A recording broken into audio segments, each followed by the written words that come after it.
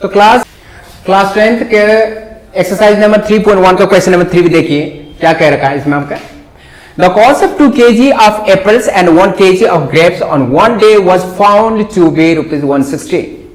क्या कह रहा है, दिए क्या क्या है, एक तो एप्पल्स है, दूसरे क्या है, ग्रेप्स दे रखे हैं। ठीक है, 2 किलो एप्पल और 1 किलो अंगूर ग्रेप्स कितने में खरीदा गया था, ₹160 में खरीदा गया था। ठीक है, हाँ, एक महीने बाद जाकर के मतलब कि खरीदा है तो 4 किलो एप्पल्स यानी कि 4 kg एप्पल्स और 2 kg ग्रेप्स अंगूर खरीदने पर ₹300 पे करना पड़ा। तो इस सिचुएशन को आपको क्या करना है, एल्जेब्रिकली और ग्राफिकली, ज्योमेट्रिकली बोल रखा ना, इसका मतलब ग्राफिकली आपको रिप्रेजेंट करना है। ठीक है, सो हम क्या करते हैं यहां पर देखो, 2 चीजें हैं, एक तो ग्रेप्स है और दूसरे क्या है, एप्पल्स। तो हम क्या मान लेते हैं, लेट, ठीक है, cost of, let the cost of 1 kg of apples equal to ₹, कितने हैं, X मान लेते हैं। ठीक है, the cost of 1 kg of grapes equal to ₹Y। मैं X और Y पे ही ले रहा हूं क्योंकि मैं कन्वीनियंट इसी पे होता हूं, कंफर्टेबल इसी पे होता हूं। अदरवाइज आप लोग एक काम कर लेते हैं, इस बारी हम U और V को लेकर के देख लेते हैं, U एंड V। ठीक है, परेशानी है। तो क्या कह रहा है कि टोटल अमाउंट, देखो इसमें क्या हो जाएगा, सीधे सीधे इक्वेशन बनाओगे तो कैसे बनेगा इक्वेशन कि 2 kg एप्पल्स, 2 इंटू एप्पल का कीमत कितना है आपका, U, 2 इंटू U प्लस दूसरे क्या आपका ग्रेप्स कितना है, 1 इंटू V इक्वल टू ₹, कितना दिया था, 160। यही है ना, 2U plus V equal to 160। समझ आ रहा है, नहीं आ रहा, इक्वेशन नंबर 1 हो जाएगा। देखो ये किस प्रकार से होगा, ये मैंने डायरेक्ट कर दिया। अगर हम इसे जैसे पहले हमने किया था उस हिसाब से करते तो क्या होता, देखो ध्यान रख लेना कि द कॉस्ट ऑफ, देखो टोटल अमाउंट इक्वल टू कितने है आपका, यानी कि टोटल अमाउंट जो भी पे किया गया ₹160 है ना, ₹160 पे किया गया था। अब हमने क्या किया, 2 kg apples plus 1 kg grape equal to आपको ₹160 पे किया था, है ना। तो देखिए 2 kg एप्पल यानी कि 2 इंटू एप्पल, ध्यान देना यहां पर जस्ट प्लस 1 इंटू ग्रेप्स। ठीक है, 160 हो जाएगा। कोई दिक्कत है, जिन्हें इक्वेशन बनाने में दिक्कत आ रही हो उनके लिए ये हो जाएगा इस प्रकार से, ध्यान देना। तो यहां पर क्या हो जाएगा आपका, 2 एप्पल्स क्या है आपका, U हमने माना है यहां पर ₹U, 2 kg एप्पल की कीमत 2, देखो 2 तो 2 ही है, क्वांटिटी बता दिया। तो एप्पल की कीमत कितने है आपके, U, क्योंकि एक किलो एप्पल की जो कीमत है हमने कितने माना है, ₹, माना, प्लस दूसरा वाला क्या हो जाएगा आपका, हाँ 1 इंटू ग्रेप्स का V इक्वल टू 160। तो बस क्या हो जाएगा, 2U plus V equal to 160, equation number 1। देखो हमने डायरेक्ट यहां से कर लिया, यहां से बना लिया हमने, ये सारे लिखने की जरूरत नहीं है, ये तो दिमाग में ही कैलकुलेट हो जाएगा। अच्छा, जिनको ये इक्वेशन एस्टैब्लिश करना नहीं आ रहा हो वो प्लीज इसमें देख लेना, ठीक है, वीडियो रिफर कर लेना, क्योंकि इसमें मैं इसको लेकर नहीं चलूंगा। इस हिसाब से हमने ये इक्वेशन सेट किया, एस्टैब्लिश किया। अच्छा, इसी प्रकार से ऑल्सो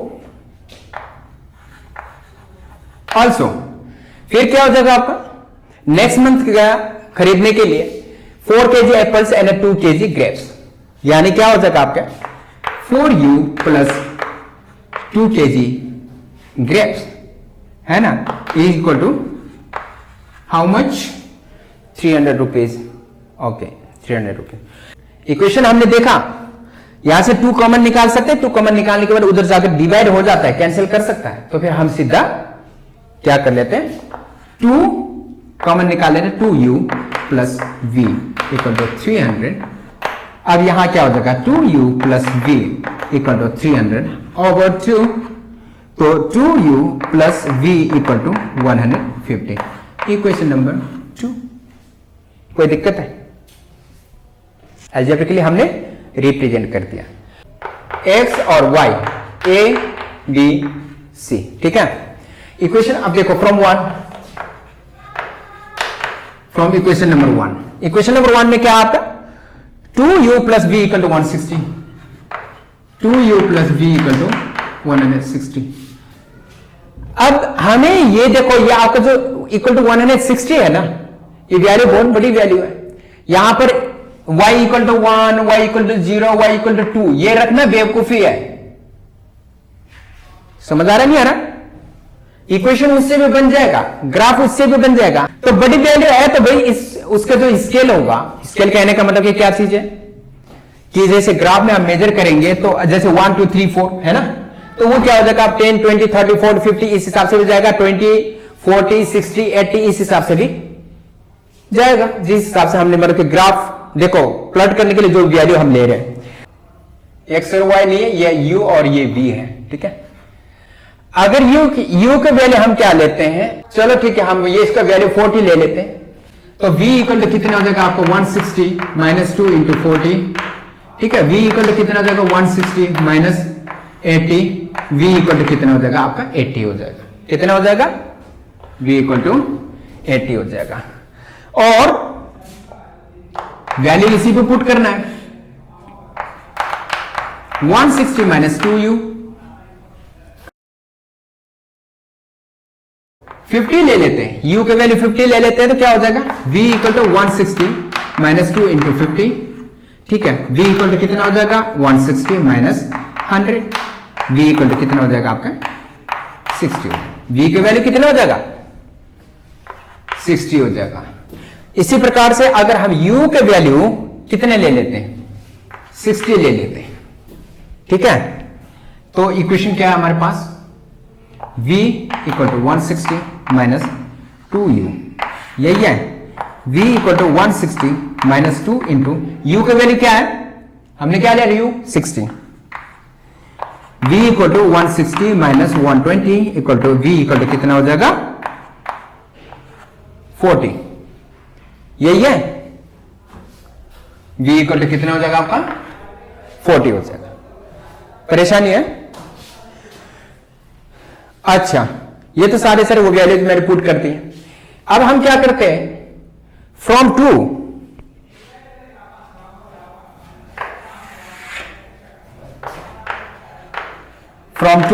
इक्वेशन नंबर 2 लेते हैं हम।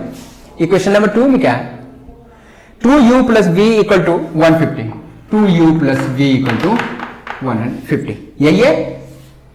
अब हम क्या करते हैं, इसके लिए भी फिर हम क्या बनाएंगे, बना लेते हैं टेबल। ये u है, ये v है, कोई दिक्कत है? इसमें क्या हो जाएगा v इक्वल टू आपको 150 माइनस 2u, पहले जैसे किया था सेम टू सेम वैसे कर लो। v इक्वल टू कितना हो जाएगा, अगर हम क्या कर लेंगे u इक्वल टू 50 रख लेते हैं, ठीक है, u इक्वल टू हमने 50 रख लिया, तो v इक्वल टू कितना हो जाएगा आपके, देखो यहां पर 150 माइनस 2 इंटू 50, ठीक है, v equal to 150 minus 100, v equal to आपका हो जाएगा 50, v इक्वल टू कितना हो जाएगा 50 हो जाएगा, यही होगा ना। अच्छा, अगर हम क्या कर लेते हैं v equal to 150 minus 2u, फिर अगर हम इसे 60 रख लेते हैं, कितने 60 टू 120, 60 रख लेते हैं, u के वैल्यू 60 रख लेते हैं, v equal to 150 minus 2 into 60, यही है। v equal to 150 minus 120, v equal to कितना हो जाएगा 30 हो जाएगा, v इक्वल टू 30 हो जाएगा। और अगर हम क्या कर लेते हैं कि v equal to 150 minus 2u, ठीक है, वैल्यू पुट करना।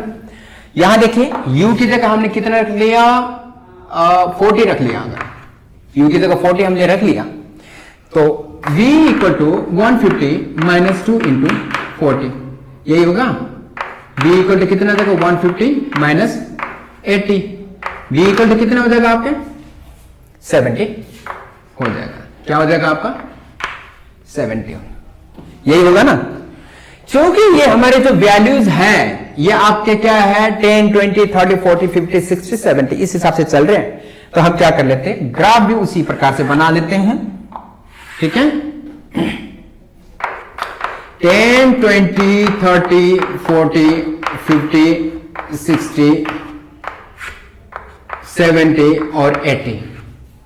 एक्स की वैल्यू कितना लगे मैक्सिमम, जरा इतना ही होगा, माइनस में कोई वैल्यू है ही नहीं, ठीक है। इसलिए हम -10 -20 इतने छोड़ देते हैं, हम नीचे के भी -10 और -20 इतने छोड़ देते हैं, जस्ट रिप्रेजेंट करने के लिए। हाँ, नीचे माइनस होता चला जाएगा, इस तरह माइनस होता चला जाएगा। अब यहां देखिए कितने हो जाएगा आपके, इधर भी आपके 10, 20, 30, 40, 50, 60, 70 है ना, 80 भी है ना। चलो कोई दिक्कत नहीं, 10, 20, 30, 40, 50, 60, 70, 80। अब यहां पर x एक्सिस और y एक्सिस लेना चाहिए था। अब हम क्या कर लेते हैं, इसको u एक्सिस ले लेते हैं और इसे v एक्सिस ले लेते हैं। समझ आ रहा है नहीं आ रहा? अलजेब्रिक एक्सप्रेशन तो इस हिसाब से हो ही जाता, x और y होना चाहिए था, लेकिन अब हमने क्या कर दिया, इसको u हमने ले दिया, ठीक है, और इसको दे दिया हमने v। तो इस कारण से इसको हम क्या मान लेते हैं, x इसको मान लेते, चलो कोई दिक्कत नहीं, इसको v जो है इसको y मान लेते, ठीक है। जो u और v के वैल्यू पुट किया था हमने, इसको x मान लो और इसको y मान लो, इसको x मान लो और इसको y मान लो। चलो ठीक है, आपका u है और v है, u है और v है, क्योंकि एक्सिस में आपका मतलब कि x और y ही होते हैं। समझ आ रहा है नहीं आ रहा? अब हम क्या कर लेते हैं, यहां पर देखो 40 और 80 कितने हैं आपके, 40 और 80, एक पॉइंट तो ये हो जाएगा। दूसरे क्या आपके 50 और 60, 60 कहां है, ये हो जाएगा। तीसरे पॉइंट कहां हो जाएगा आपका 60 और 40, x का 60 और y का 40, यही होगा।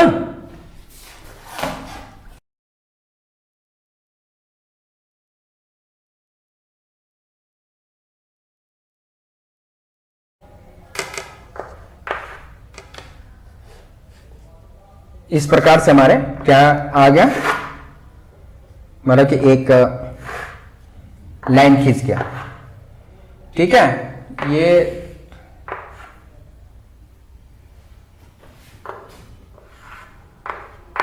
थोड़ा सा बाहर जा रखा है, कोई परेशानी है? एक तो ये होगा, और दूसरे वाला क्या हो जाएगा फिर, अब देख लो यहां से क्या 50 और 50, कहा x की वैल्यू 50 और y की वैल्यू कितने आपका 50 है। x की वैल्यू कितने 60 है, y की वैल्यू 30 है ना, 60 और y की वैल्यू 30, ये, और x की वैल्यू 40, y की वैल्यू 70, ठीक है। समझ आ रहा है नहीं आ रहा? ये भी थोड़ा सा टेढ़ा तिरछा बन ही गया इसका भी।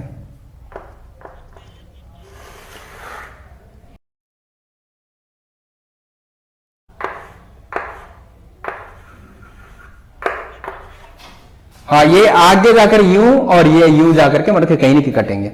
ये आपके ज्योमेट्रिकल रिप्रेजेंटेशन होगा, कहने का मतलब कि ग्राफिकल रिप्रेजेंटेशन होगा, ठीक है। नोट कर लीजिएगा प्लीज।